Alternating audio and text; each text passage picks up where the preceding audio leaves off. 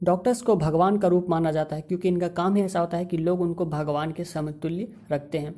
ये एकमात्र ऐसा करियर ऑप्शन है जिसमें बहुत ज़्यादा आप पुण्य कमाते हैं और उतना ही ज़्यादा आप पैसे भी कमाते हैं। यानी कि अगर आपको लोगों की सेवा करना पसंद है और आप साथ में साथ अच्छी खासी पैसे कमाना चाहते हैं तो डॉक्टर का करियर आपके लिए है। तो आप भी उन एस्पायरेंट्स में हैं जो आगे चल के डॉक्टर बनना चाहते हैं और लोगों की सेवा करना चाहते हैं, तो ये वीडियो आपके लिए है। इस वीडियो में हम डिस्कस करने जा रहे हैं कि डॉक्टर बनने के लिए क्या पढ़ना पड़ता है, कहाँ एडमिशन लेना पड़ता है, कौन से एग्जाम पास करना पड़ता है, एग्जाम की तैयारी कैसे की जाती है, कितनी फी लगती है, डॉक्टर्स के लिए कौन से कोर्स होते हैं, किन किन फील्ड्स में डॉक्टर्स बनते हैं, कितना टाइम लगता है डॉक्टर बनने में, डॉक्टर बनने के लिए कितनी फ़ी लगती है, कितना खर्चा आता है, कितना पैसा खर्चा आता है, डॉक्टर बन जाने के बाद आप कहाँ कहाँ पे जॉब पाते हैं, आपकी कितनी सैलरी होती है, ये सारी चीज़ें हम इस वीडियो में डिस्कस करने जा रहे हैं। यानी कि आपके स्कूल में पढ़ने से लेके आपके डॉक्टर बनने तक का पूरा सफ़र हम इस वीडियो में समराइज करेंगे और देखेंगे कि ये सफ़र कैसा होता है और क्या क्या प्रॉब्लम्स आती है, क्या क्या हमको करना पड़ता है।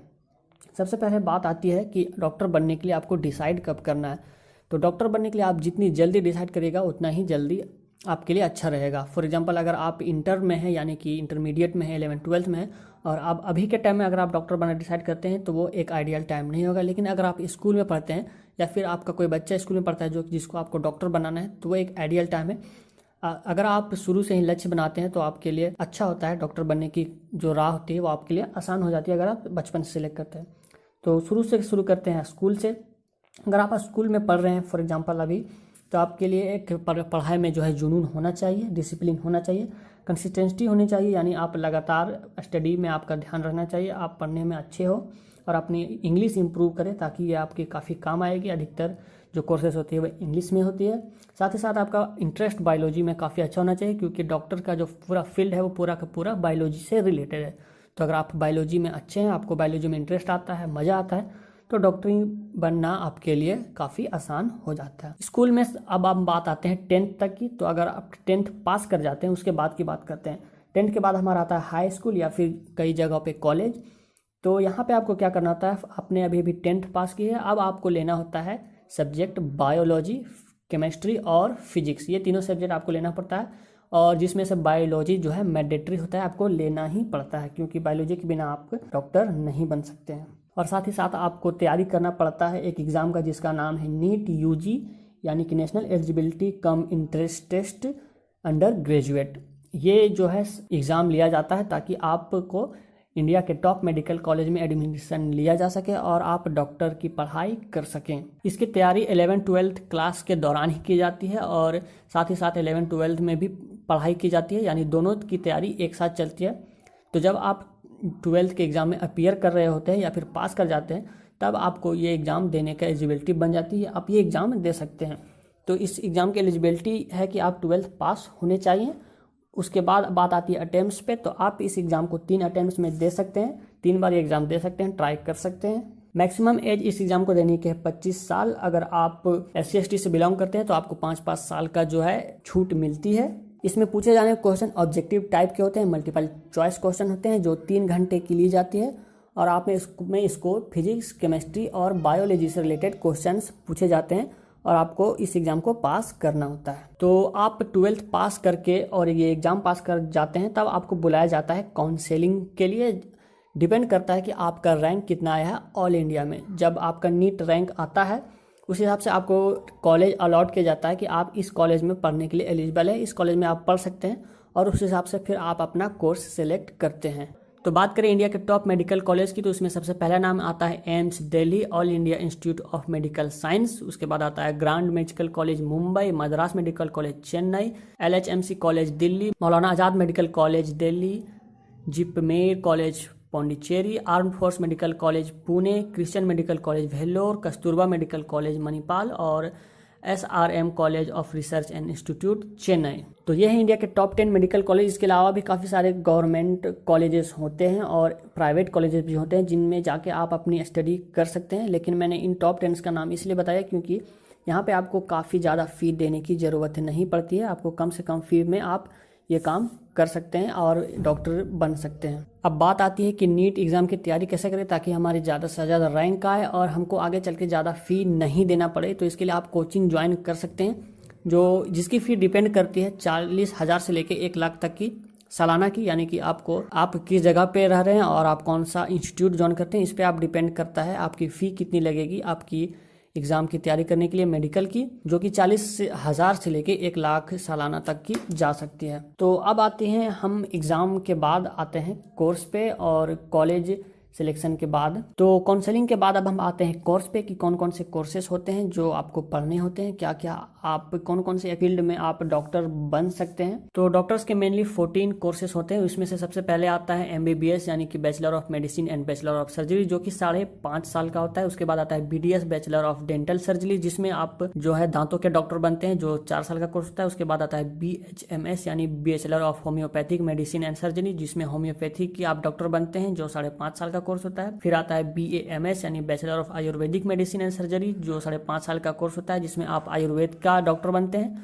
उसके बाद आता है MD यानी डॉक्टर ऑफ मेडिसिन, 3 साल का होता है। MS यानी मास्टर ऑफ सर्जरी यानी MBBS के बाद का ही आता है, जो 3 साल का होता है, जिसमें आप एक सर्जन बनते हैं। उसके बाद आता है DM डॉक्टरेट इन मेडिसिन, जो 2 से 3 साल का होता है। उसके बाद होता है BPharm यानी कि बैचलर ऑफ फार्मेसी, जो कि 4 साल का होता है। BSc नर्सिंग 4 साल का होता है। BPT यानी कि फिजियोथेरेपी, जो 4.5 साल का होता है। BOT यानी कि ऑक्यूपेशनल थेरेपी, जो कि 3 साल का होता है। BUMS यानी कि यूनानी मेडिसिन, यानी कि आप यूनानी जो तरीके होती है इलाज करने के, उसमें आप डॉक्टर बनते हैं। तो ये 5.5 साल का कोर्स होता है। और उसके बाद आता है DPharma, जिसमें आयुर्वेदिक मेडिसिन के बारे में आप पढ़ते हैं, जो 2 साल का कोर्स होता है। उसके बाद आता है bachelor of medical lab and technician, जिसमें आप लैब में कैसे काम करते हैं ये सीखते हैं, उसकी टेक्निक्स पढ़ते हैं। तो ये 3 साल का कोर्स होता है। तो कुल मिला के ये मेजर कोर्सेज होते हैं। और आपने सबसे ज़्यादा किसी चीज़ का नाम वो सुना होगा, वो होगा MBBS bachelor of medicine and bachelor of surgery, क्योंकि सबसे ज़्यादा फेमस यही है और सबसे ज़्यादा लोग इसी कोर्स के लिए ऑप्ट आउट करते हैं और इसी में अपना इनरोल करवाते हैं, इसी में पढ़ाई करते हैं।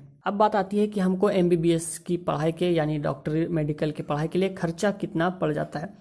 तो ये डिपेंड करता है आपके रैंक के। अगर आपकी रैंक अच्छी आती है और अगर आप टॉप एम्स कॉलेज में जाते हैं तो आपको फीस कुछ भी देनी नहीं पड़ती है। कुल मिला के आप साल में 6,000 का फ़ी आपको लगता है और आप वहाँ पे आप फ्री हो जाते हैं। 6,000 देने के बाद आपके जो बेसिक मेस के चार्जेस होते हैं, जो मेस में जो आपको पैसे लगते हैं और जो आपके जनरल लाइफस्टाइल के खर्चे होते हैं, वो आपको वहाँ पे लग जाते हैं। उसके बाद थर्ड में सबसे आ जाता है जो हमारे प्राइवेट कॉलेज होते हैं। तो प्राइवेट कॉलेज में काफ़ी ज़्यादा फ़ी लगती है मेडिकल करने के लिए। यहाँ पर आप 4 लाख रुपये ईयरली से लेकर 10 लाख रुपये ईयरली एवरेज फ़ी आपको इस बीच में लग जाती है, जो कि काफ़ी ज़्यादा है। तो अगर आपके लिए अच्छा यही रहेगा कि आप अच्छे से पढ़ाई करें शुरू से ही, क्योंकि मैंने पहले बताया था शुरू से अगर आप अच्छी पढ़ाई करते हैं तो आपकी रैंक अच्छी आती है और आपको ज़्यादा फ़ी पे नहीं करना पड़ता है मेडिकल डिग्री प्राप्त करने के लिए और डॉक्टर बनने के लिए।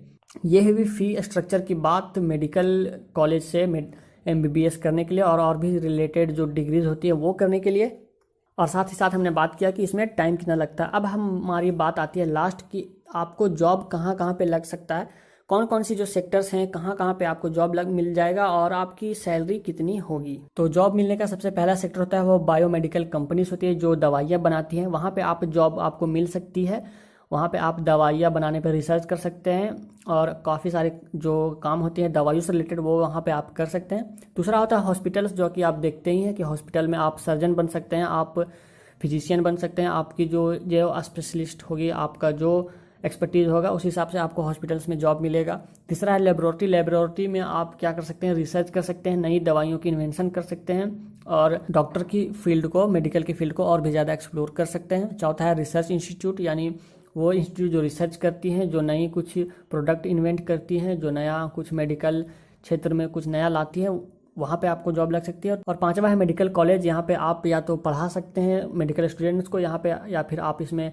मेडिकल अपनी प्रैक्टिस कर सकते हैं, लोगों को इलाज कर सकते हैं और सिखा सकते हैं। तो ये सारे सेक्टर्स होते हैं। इसके अलावा काफ़ी सारे जो MBBS होते हैं उनका एक खुद का क्लिनिक होता है, यहाँ से भी वो आप अपनी अर्निंग करते हैं। अब बात करते हैं सैलरी की। तो हम सैलरी का एग्जैक्ट फिगर तो नहीं कह सकते हैं कि एग्जैक्ट सैलरी इतनी मिलती है, ये वेरी करती है काफ़ी सारी चीज़ों पर। आपकी एक्सपर्टीज़ कितनी है, आपका एरिया कौन सा है, आप कौन से एरिया में एक्सपर्ट है, आपका एक्सपीरियंस कितना है, आप कितने साल से काम कर रहे हैं और आपका जो नाम कितना है आपके शहर में, एरिया में। ये सारी चीज़ें आप पे डिपेंड करती है कि आपकी पे आउट कितनी होगी, आपकी सैलरी कितनी होगी। तो अगर बात करें एवरेज में, तो अगर आप एक नए MBBS से पास आउट है और आपको एक नए जॉब मिलते हैं तो आपको लगभग 30,000 पर मंथ कम से कम मिलता है। 30,000 पर मंथ से आपकी शुरुआत होती है। और अगर आप एक्सपर्ट हो चुके हैं, आप एक नामी डॉक्टर बन चुके हैं, तो आपको 2 से 3 लाख रुपया पर डे का कमा सकते हैं, 2 से 3 लाख रुपया पर डे। तो यहाँ से आप अनुमान लगा सकते हैं कि आप कितनी अर्निंग कर सकते हैं। इसमें अर्निंग पोटेंशियल काफ़ी ज़्यादा है, लेकिन जितना ज़्यादा आप लोगों को सेवा करते हैं, जितना ज़्यादा आप एक्सपर्ट होते हैं किसी चीज़ में, जितना ज़्यादा अच्छे होते हैं, उतनी ही ज़्यादा आप अर्निंग कर पाते हैं। लेकिन यहाँ मेन बात अर्निंग की नहीं है, क्योंकि डॉक्टर अर्निंग से बढ़कर है। यहाँ पे एक समाज का एक इम्पॉर्टेंट हिस्सा बन जाता है डॉक्टर, क्योंकि वो समाज को स्वस्थ रखता है, समाज को हेल्दी करता है। तो ये काफ़ी बड़ी बात हो जाती है। और अगर आप अपने आप में अगर अच्छे डॉक्टर बन जाते हैं तो फिर पैसा आपके पीछे भागता है। तो ये था पूरा एक विश्लेषण, पूरी वीडियो, शुरू से लेकर अंत तक का सफ़र और स्कूल से लेकर डॉक्टर बनने तक का सफ़र, कि क्या क्या करना पड़ता है, कैसा सफ़र होता है और क्या क्या फ़ी लगती है, क्या दिक्कतें आती है। ये सारी चीज़ें हमने इस वीडियो में डिस्कस की। उम्मीद करता हूँ ये वीडियो आपको पसंद आई होगी। तो अगर आप भी उन एस्पिरेंट्स में एक हैं जो डॉक्टर बनना चाहते हैं, तो इस वीडियो के नीचे कमेंट करके ज़रूर बताइएगा कि मैं डॉक्टर बनना चाहता हूँ और मैं डॉक्टर क्यों बनना चाहता हूँ, मैं डॉक्टर बन के क्या करूँगा, मेरा मोटिव क्या है। मैं लिखने के लिए इसलिए बोल रहा हूँ ताकि जब भी आप आगे चल के डॉक्टर बन जाइएगा तो आप फिर से इस वीडियो में आके देख सकते हैं कि आपने एक कमेंट किया था, आपने लिखा था अपने बारे में और आज आप बन चुके हैं। आपके लिए इंस्पिरेशन होगा इस वीडियो का कमेंट। तो आप कमेंट में लिख के मुझे ज़रूर बताएं और उम्मीद करता हूँ ये वीडियो आपको पसंद आएगी, आपके काम की होगी। और अगर वीडियो आपके लिए हेल्पफुल रही है तो इसे लाइक कर दीजिए, शेयर कर दीजिए अपने दोस्तों के साथ फेसबुक व्हाट्सएप ग्रुप में। और ऐसे ही वीडियोज़ में आगे लाते रहूँगा, तो मेरे चैनल को आप सब्सक्राइब कर सकते हैं। फिलहाल के लिए इतना ही फ्रेंड्स, मिलता हूँ अगली वीडियो में। तब तक के लिए बाय, टाटा।